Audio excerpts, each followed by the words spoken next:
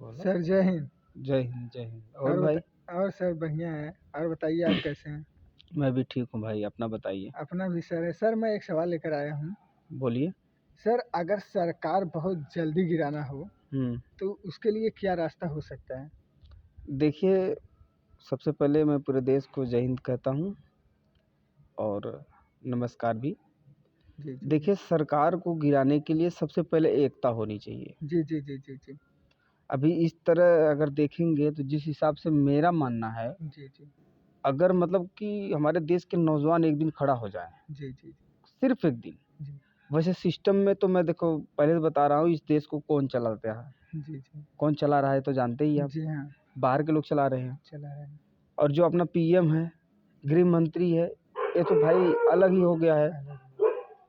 तो ये तरह से देखिए, सरकार को गिराने के लिए सबसे बढ़िया रास्ता सबको एक होना चाहिए जी और फिर सरकार गिर जाएगी। या तो पुलिस डिपार्टमेंट में सारी पुलिस एक साइड मतलब पूरा हड़ताल कर दें जी जी कि मैं इस सरकार को नहीं मानता। नहीं मानता। मैं क्योंकि चाहे कोई भी हो, इस कोई देश भी। में कोई भी सिस्टम कहीं भी हो, जी जी अगर वो देश का है जी तो उसके लिए बहुत ज़रूरी है कि जी सरकार को गिराएं। गिराए। क्योंकि ये सरकार गिरेगा तो निजीकरण खत्म होगा। खत्म हो गया। जो वैक्सीन हमने लिया है जी वो वैक्सीन एक जहर है, ऐसा मेरा खोज है। जी और मैं बता दूं, मैं ऐसी खोजने के लिए व्यवस्था। जी तो ये वैक्सीन जो है एक जहर है। जी जी तो ये जहर को ये इस्तेमाल करके जी आगे चलकर संकट ही मिलेगा। जी जी इस वैक्सीन को हम चेक करेंगे, बनाएंगे इसका दूसरा तोड़। जी तीसरा, कई ऐसा काम है देश में जी जो बहुत ज़रूरी है करना, जी जी जी इसलिए सब सरकार गिर जाएगा तो निजीकरण खत्म हो जाएगा।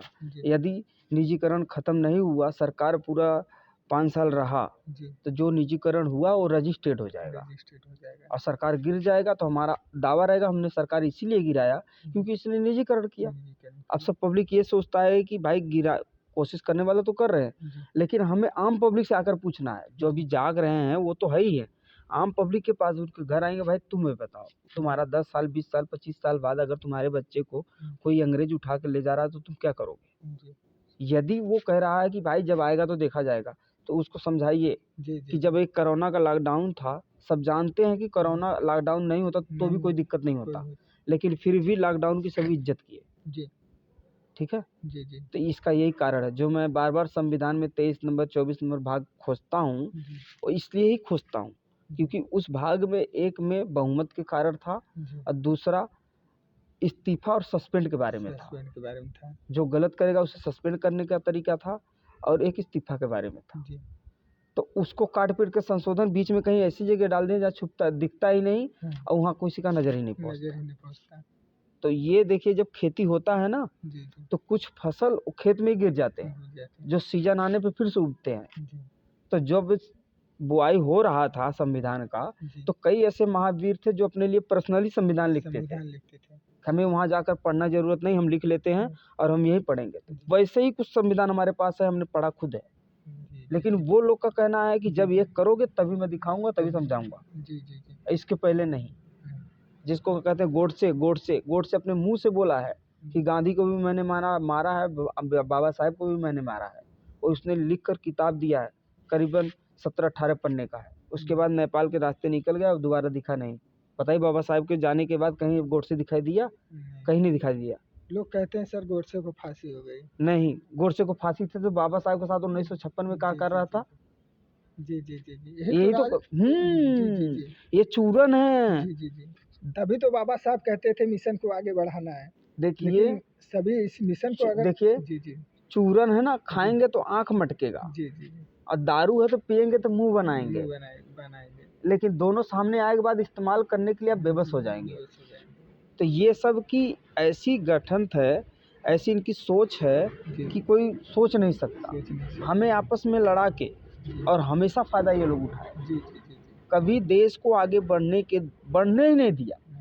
कछुआ के चाल, खरगोश कछुआ की कहानी 1947 के कुछ समय पहले बनाई गई थी। केवल ये अंग्रेजों को समझने के लिए बनाई गई थी। जो अंग्रेज यहीं पे ईसाई धर्म का नागरिकता लेकर रह गए, समझ में आया? केवल वही लोग गए जो पुलिस सिस्टम में थे, जो बहुत नामी थे, वही लोग लंदन गए। बाकी लोग यहीं पे रहे। उन्हीं के पास 100-100 200 500 बीघा है, अब उनके इतना पीढ़ी बन गया, जैसे कि किसी देश में जाएंगे ना, कोई भी नामी देश हो, अगर वहाँ 4 पीढ़ी रहेंगे तो 5वीं पीढ़ी के बच्चे आपको उसी तरह पैदा होंगे। तो जो अंग्रेज इस देश में रहता है, अब देश में 190 साल वो शासन किया, 75 साल ये हो गया, अब जो 200 साल से अंग्रेज यहाँ रह रहा है, उसका भी बीवी बच्चा हमारे आपकी तरह, वो स्वयं हमारे आपकी तरह दिखता है। इसलिए मैं कहता हूँ ना कि अगर ऐसा हो तो सबका डीएनए चेक करो और देख लो कौन कहाँ का है, कैसा है।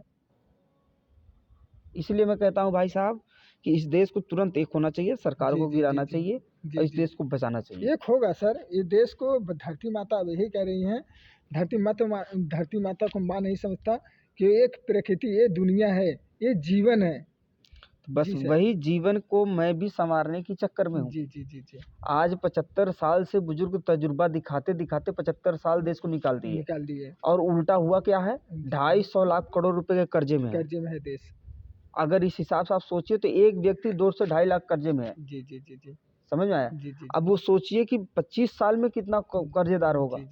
देश पूरा डूब जाएगा। क्योंकि देश की आज़ादी यही है कि 99 साल ले लो, देश चला लो। देश अगर चला लोगे तो देश तुम्हारा, यदि नहीं चला पाए तो हमारा। अम्बेडकर साहब बोले ठीक है, लिख कर दीजिए, हम 99 साल के लिए देश आज़ाद कर रहे हैं। लेकिन एक साइड बोले कि देखिए अभी पब्लिक को बताएंगे तो पब्लिक में भगदड़ मच जाएगी, आगे चल के बता देना। ये बात दोनों गांधी और अम्बेडकर केवल 2 ही व्यक्ति जानते ही थे। तीसरा वो जिससे बताए, वो उसके बाद हम लोगों को पता चला। और उलट पुलट जो बना है यहाँ एग्रीमेंट, उलट पुलट कर दिया गया है। वहाँ इतना नज़रअंदाज कर दिए हैं कि कोई मौका ही नहीं दे रहे। अभी मुझे इतनी बात जानेंगे, हमारा अपना तो कोई समझने में बहुत देर करेगा, लेकिन अंग्रेज के पास जाएगा, बोलेगा अरे साला मेरा प्लान यहाँ कहाँ से आ गया, ये तो पूरी पोथी पत्र जानता है, और मार देगा। और मार देगा तो सारी पब्लिक हमारी बात को मान जाएगी कि ये सही कह रहा है। मान लो कि मान भी जाएगा कि सही कह रहा है, अब बाद में इसका मुद्दा उठ जाएगा, भाई इसको पता करो। फिर वो क्या करेगा, एक पश्चिम में एक पूरब में बम फेंक देगा, कहीं उल्टा पुल्टा काम करवा देगा, तो सारी पब्लिक फिर वहीं टूट जाएगी। हमारा ये बात जो केस है बंद हो जाएगा, हमारा मर्डर कौन किया ये भी बंद हो जाएगा, हम जो कह रहे हैं वो क्या कह रहे हैं वो भी टूट जाएगा। फिर दूसरी मुसीबत बीमारी आ गई, कहीं लॉकडाउन आ गया। इसी तरह 25 साल तड़पाएंगे, फिर 25 साल के बाद खुलेआम दिखाएंगे। उससे दिखाने से पहले इनका तो प्लान है, हाथ गोड़ जोड़ के इंग्लैंड के पास पहुंच जाओ कि हुजूर अब तुम ही देश देखो, हम लोग को बस की बात नहीं है।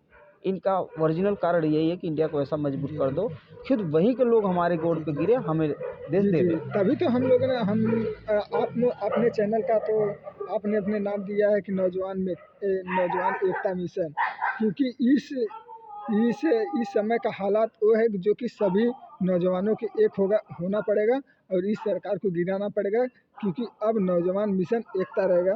क्योंकि पहले तो क्या हुआ कि 75 साल हमने देख लिए बुजुर्गों के तजुर्बे, अब 25 साल हम नौजवानों को आगे आना होगा। ये बात बाबा साहब खुद कह के गए थे। बिल्कुल जी। चलिए तब फिर बाद में बात होगा, क्योंकि समय ज़्यादा हो चुका है। जी। जय हिंद। जय हिंद सर।